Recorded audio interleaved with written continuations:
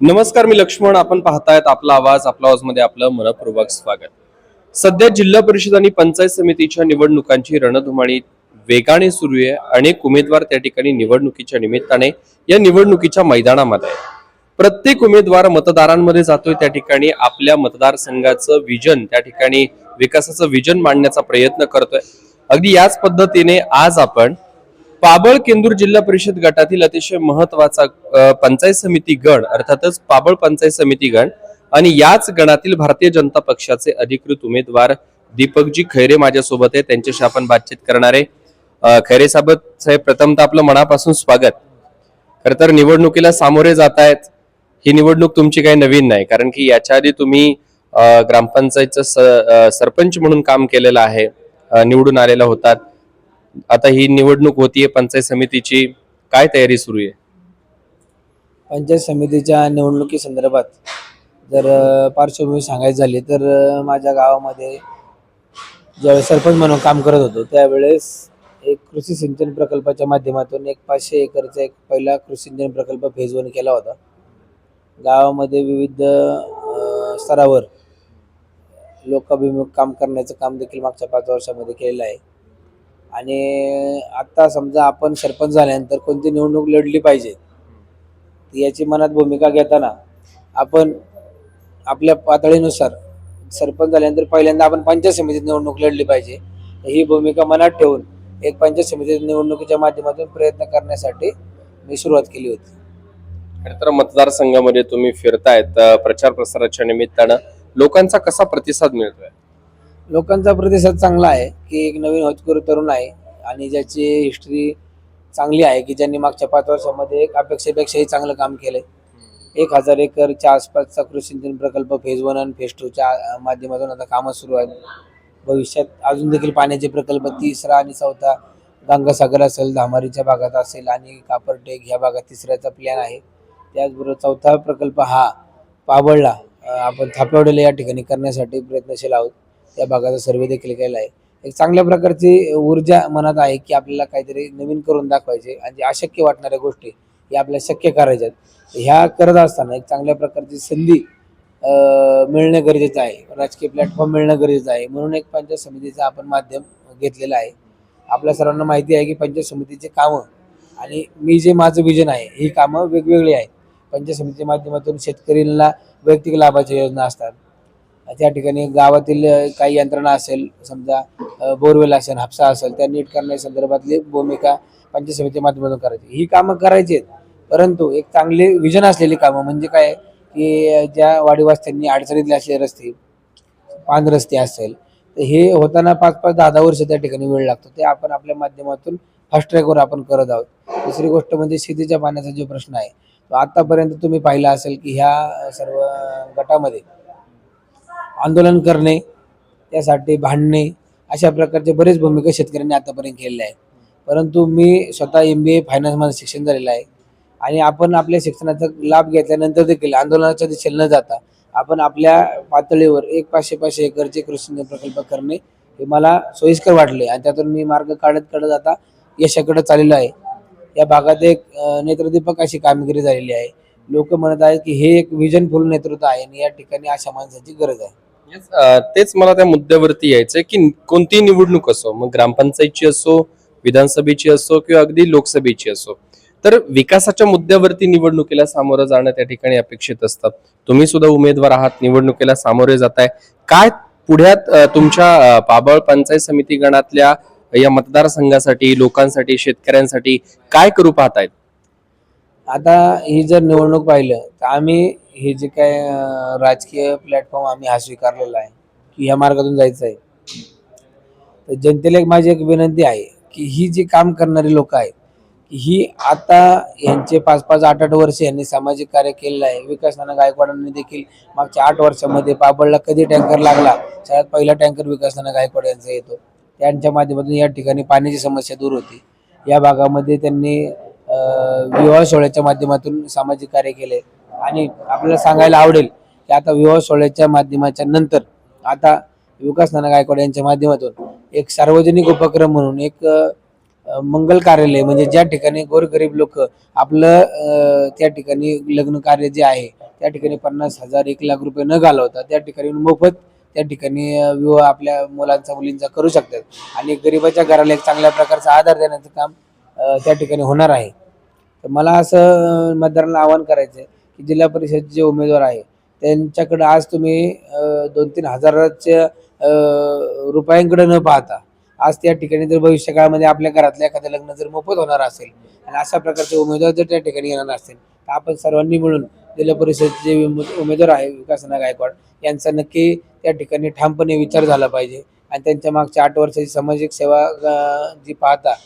मतदारांनी देखील त्या ठिकाणी 8 वर्षाच्या कामाला न्याय देऊन त्या ठिकाणी त्यांचं मतरूपी मत देऊन आपण या ठिकाणी उतराई होण्याची वेळ आलेली आहे. तर मी मतदारांना आवाहन करतो की आपण जिल्हा परिषद आणि पंचायत समिती या दोन्ही वेळेस यंदा 2 मशिनींना कमळ या चिन्हापुढचं बटन दाबणं या ठिकाणी गरजेचं आहे.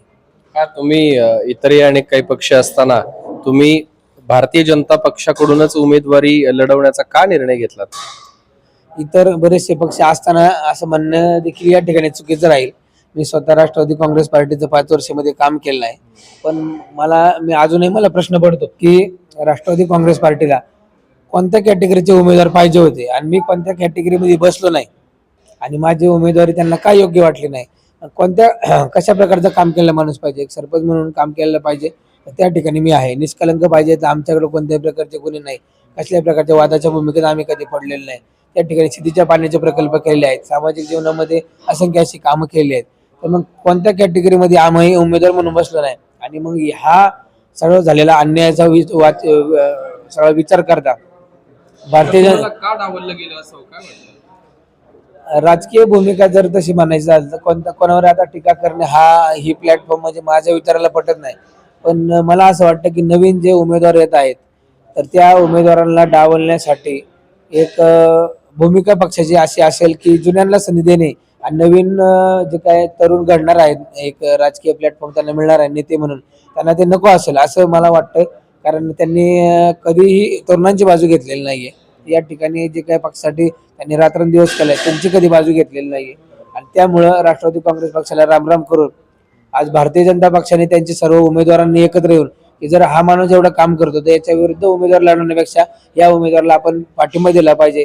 त्यामध्ये आपल्या या भागातील इच्छुक उमेदवार होते मारुती शेळके साहेब त्यांनी पाबळसारख्या मोठ्या गावात सरपंच पद भूषवलेलं आहे.